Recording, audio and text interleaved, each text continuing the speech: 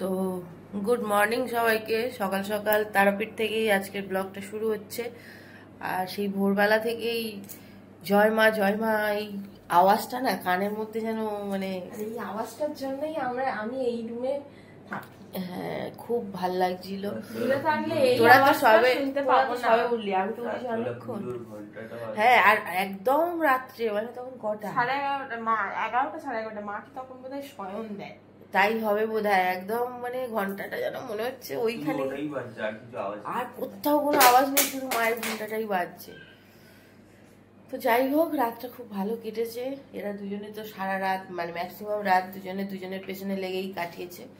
তো যাই হোক, আমরা এখন উঠেছি, মানে আমি অনেকক্ষণ আগে উঠেছি, স্নান করেছি, রেডি হয়েছি, আমার গোপুসোনাকে খাইয়ে নিয়েছি। এবারে গোপুসোনাকে নিয়ে আমরা বেরোবো। কোথায় যাবো জানো? বাবা বামদেবের বাড়িতে। তো চলো, আমি কিন্তু দুবার যে এর আগে তারাপীঠে এসেছি, আমি শুধুমাত্র মন্দিরেই গেছি, মার কাছেই গেছি, আলাদা কোথাও কিন্তু কোনোদিন যাইনি। কালকের যে মায়ের চরণে কিছু একটা কাজকর্ম করতে হয়, সেগুলো কোনোদিন করিনি, বাট কালকে করেছি। তো খুবই ভালো লেগেছে। আজকে সকাল থেকেই আবারও খুব পজিটিভ এনার্জি নিয়েই দিনটা শুরু করলাম।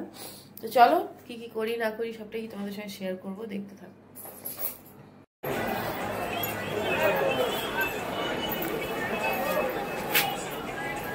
কত ভিড়!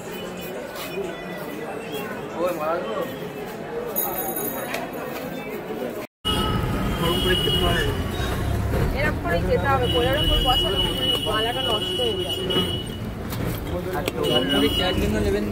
হ্যাঁ, বাবা বামদেবের জন্য। হ্যাঁ, আমরা দিই, আমি প্রত্যেক বছর আসি, আমি দিই। আগেই তোমাদের বললাম, পুপুই মেনলি সব জায়গাগুলো জানে। তো বামদেব বাবার কাছে যাওয়ার জন্য ও বলল মুড়ি আর চপ আর ছোলা সিদ্ধ করে যেটা ভাজা হয় ওইটা নেবে, ওটাই নাকি ওখানে প্রসাদ, ওটাই বাবা খেতে খুব ভালোবাসে। তো আমরা প্রথমে টোটোতে উঠে ওইটা নেওয়ার জন্য একটা বাজারের মধ্যে ঢুকবো। তারপরে দেখো ওখানে আমাদের পুপু চলে গেছে, আমি টোটোতে বসে আছি, আর ও ওইখান থেকে চপ মুড়ি আর ছোলাটা নিচ্ছে, আর আমি আর রিমো এখানে বসে আছি। তো নেওয়া হয়ে গেছে, এবারে আমরা বেরিয়ে যাব। আর পুপু বললো বাবার জন্য এইরকম একটা মালা নেওয়ার, যেটা পুকুর হাতে আছে দেখতে পাচ্ছ। আর ওরা ওখান থেকে কি সুন্দর করে হাতটার মধ্যে মালাটাকে পাকিয়ে কীভাবে দিয়েছে যাতে না নিচে পড়ে, তো ওর হাতেই দিয়েছিল। তো সেই জন্য ও বললো আমার হাতেই থাক, বলেছিলাম যে আমাদের হাতে দিয়ে যায়, বাট যেহেতু ওইখান থেকে যেখান থেকে কেনা হয়েছে সেখান থেকেই ওর হাতে ওইরকমভাবে দিয়ে দিয়েছে, ওই জন্য ও বললো আর খোলাখুলি করবার দরকার নেই, ওই রকম স্টাইলে তো আমরা দিতে পারবো না, ওর থেকে ওরকমই থাক। তো ওইটা নিয়েও চলে গেছে দেখো ওই চপ মুড়ি কিনতে। সমস্যাটা হয়ে গেছে, আমি কোনো সাইড ব্যাগ নিয়ে যাইনি, আর যেটার জন্য আমার পার্স বার করতে খুবই অসুবিধা হচ্ছিল। তো কালকের পুকুর এই ব্যাগটা আমি গিফট করেছিলাম, আজকে যখন সকালবেলা ও এটা নিয়ে বেরোচ্ছিল ওকে বললাম কিছু টাকা তোর কাছে রেখে দে, কারণ আমি বারবার ব্যাগ থেকে বার করতে পারবো না। তো ও বললো এখন দরকার নেই, পুজো আমরা দিয়ে আসি, তুমি পরে আমাকে দিও। সকাল সকাল আমরা চলে যাচ্ছি বামদেব বাবার মন্দিরে, তাই তো। আর এখানে বামদেব বাবার জন্য চপ মুড়ি নেওয়া হয়েছে, মালা নেওয়া হয়েছে। গপু ঠিক আছে, তাই না গপু? ঠিক আছে তো, চলো।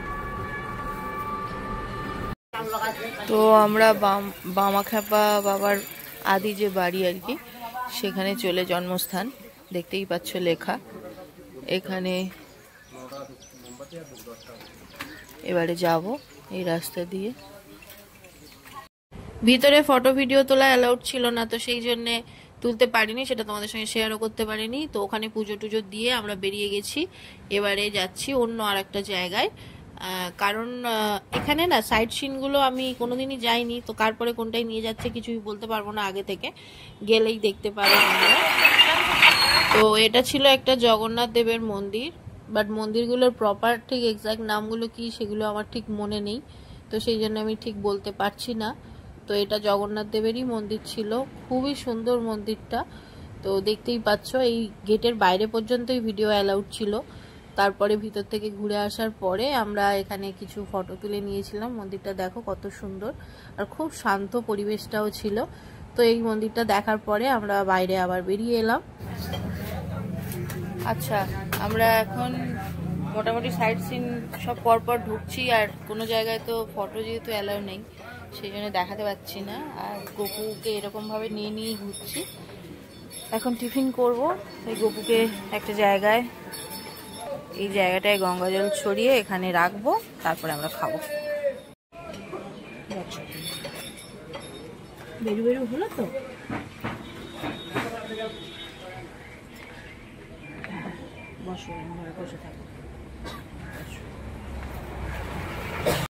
সকালবেলা লুচি ঘুগনি, রিমো খাচ্ছে চপ মুড়ি, আর পুপু আর আমি খাচ্ছি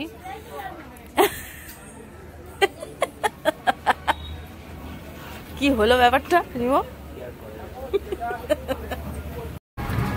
টিফিন খাওয়া কমপ্লিট করে আমরা আবার আরেকটা জায়গায় যাচ্ছি, নামটা কি জানি না যদিও। দেখি, পুরো না পাড়ার একদম ভিতরে, তো একদম গ্রাম্য এরিয়া, হেভি লাগছে জায়গাটা। ও বাবা, এই তো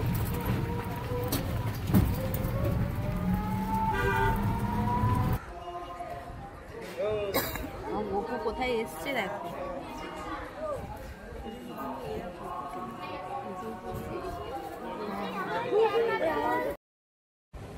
এটা ছিল ইসকন মন্দির। ভিতরটা যে কি শান্তশিষ্ট, মানে মনের শান্তি তোমার হয়ে যাবে। আর সত্যি কথা বলতে কি জানো তো, গপু এই জায়গাটাতে এসে কি ওর মায়ায় আমাদের ফেলে দিয়েছিল জানি না। আমরা ওইটুকুটা জায়গার মধ্যে শুধু ঘুরতেই থাকছিলাম, অনেকটা সময় চলে গেছিল এই জায়গাটাতে। আর আমাদের টোটোওয়ালা বারবার ফোন করছিল যে অনেকটা সময় নেওয়া হয়ে যাচ্ছে, এত সময় নিলে হবে না, কারণ ওরা তো মোটামুটি 3 ঘন্টার জন্য আমাদের বলেছিল যে 3 ঘন্টার মধ্যে সব দেখিয়ে দেবে। বাট আমরা এই ইসকন মন্দিরে প্রচুর সময় মানে কাটিয়ে ফেলেছি, কিন্তু কেন সেটা জানি না। আমরা শুধু ঘুরে বেড়াচ্ছি, আর দেখতেই পাচ্ছ আমার গোপুসোনা আমার কোলে উঠে ঘুরে বেড়াচ্ছে। পুরো ওই ব্যাপারই, মায়াপুরের ব্যাপারটাই।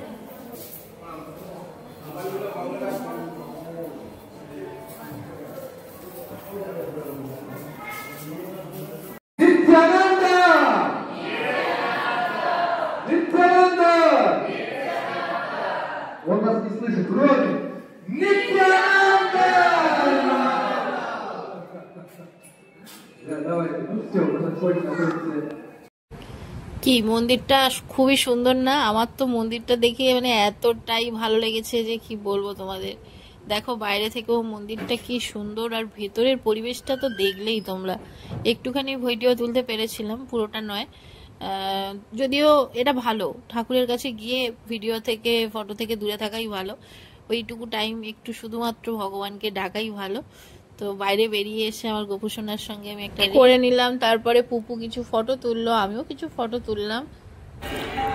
গোপুসোনা এখন পুপু দিদির কোলে উঠে ঘুরে বেড়াচ্ছে। বাবা, তোর জামার ওপরে ওর ড্রেসটা নিয়ে তুই নিয়ে আছিস না, যা লাগছে কি বলবো, কালারটা হেভি ভালো খুলেছে। গোপুর মানে এতক্ষণ আমার কোলে কোলে ঘুরছিল আর মজা পেয়ে গেছে পুপু।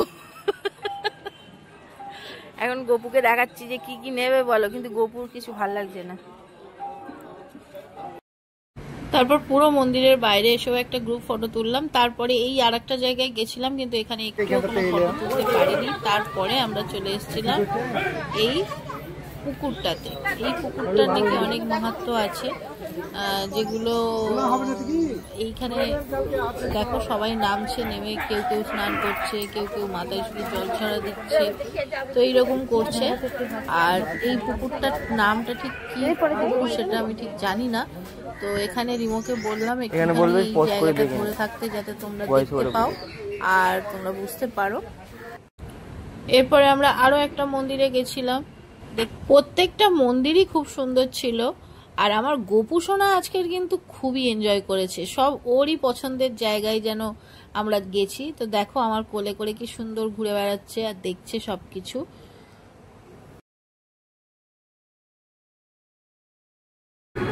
এই মন্দিরটাই শেষ মন্দির। এই মন্দিরের পরে আমরা আবার টোটোতে উঠে পড়েছি। এবারে চলে যাব সোজা তারাপীঠ মন্দিরের কাছে, মানে আমাদের লজে।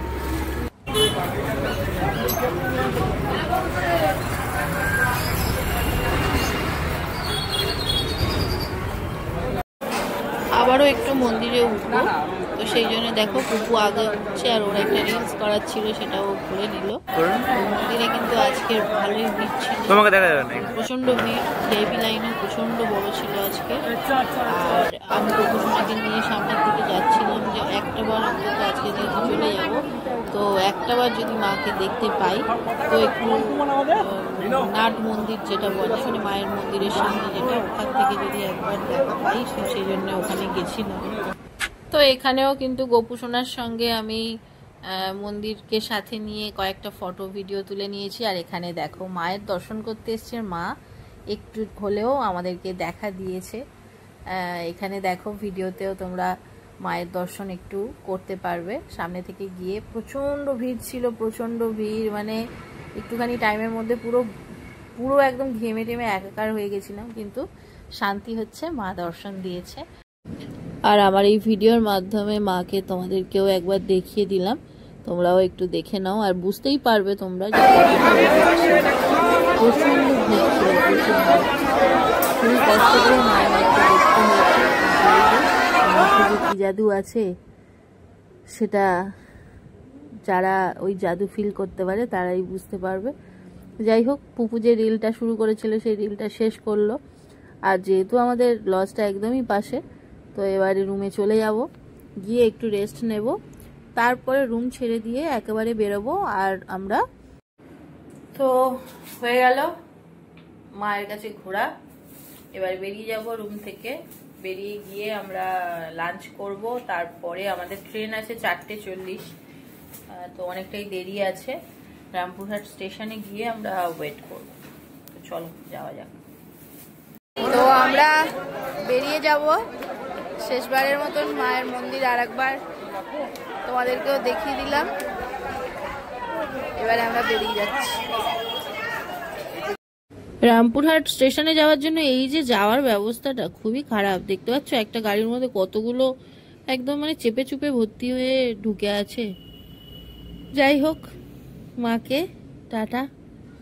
আবার মা খুব শিগগির যেন ডাকে, আর আবারও আমরা খুব তাড়াতাড়ি যেন মার কাছে আসতে পারি, সেটাই বলতে বলতে মাকে ছেড়ে আস্তে আস্তে আমরা স্টেশনের দিকে এগোতে থাকলাম। রামপুরহাট স্টেশনে চলে এসেছি।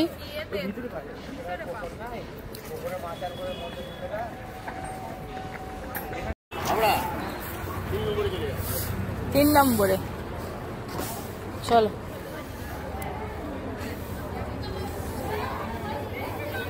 তাহলে টাটা, বাই বাই।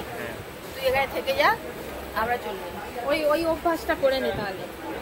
কি অভ্যাস বলা যাবে না, আমরা অন ক্যামেরা বলা যাবে না কিছু কথা। আর আমরা এখন ট্রেনে উঠে গেছি, আর এই ট্রেনটাই আমাদের ট্রেন কিনা এটা ভাবতে ভাবতে উঠবো কি উঠবো না করতে করতে আমরা শেষ পর্যন্ত উঠে পড়েছি। আর এখন পুরো ট্রেন ফাঁকা, কেউ নেই। পুরোটা বুক করা, হ্যাঁ ওটাই বাকি আছে। আর এখন পরিষ্কার করতে আসবে মনে হয় ট্রেন, এখন পুরো ফাঁকা। দেখ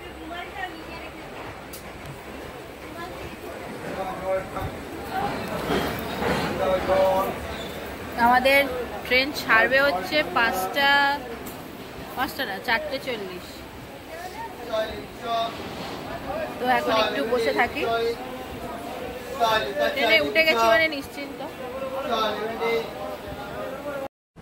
তো হাওড়া স্টেশনে আমরা ঢুকে গেছি, এবারে নামবো। আর রিমোকে বললাম একটা ক্যাব ভাড়া করে নে, তো ক্যাবে করে আমরা চলে যাব বাড়িতে। তো ক্যাব কোনোটা নিচ্ছিল না, তারপরে নর্মালি একটা গাড়ি বুক করলাম, করে ওখান থেকে বেরিয়ে গেলাম।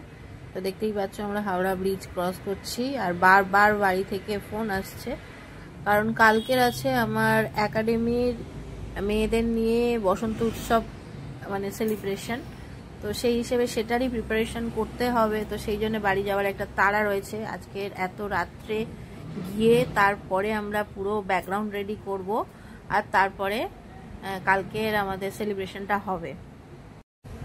তো আমতলায় প্রায় ঢুকবো সেই সময় দেখলাম একজনরা মাকে নিয়ে যাচ্ছে, মানে পুজো আছে, তো নাচতে নাচতে মাকে নিয়ে যাচ্ছে। তো আমতলায় ঢুকে পড়েছি যখন, এবারে ভালোই তাড়াতাড়ি বাড়ি পৌঁছে গেলে হয়, কারণ আমতলা মাঝে মাঝে এমন জ্যাম হয়ে যায় যে 1 ঘন্টা এখানেই দাঁড়িয়ে থাকতে হয়। সেটা যেন আজকে না হয়, কারণ বাড়িতে প্রচুর কাজ, সেটাই ভাবতে চলে এলাম। তো তারাপীঠের ব্লগ এখানেই এন্ড করছি। যদি কিছু ভালো লাগে প্লিজ লাইক করো, কমেন্ট করে জানিও কেমন লাগছে। আর যারা নতুন দেখছো, সাবস্ক্রাইব এখনো করোনি, প্লিজ সাবস্ক্রাইব করে নিও। নেক্সট ব্লগে আবার তোমাদের সঙ্গে দেখা হচ্ছে। ততক্ষণ সবাই খুব ভালো থেকো, সুস্থ থেকো, টাটা, গুড নাইট।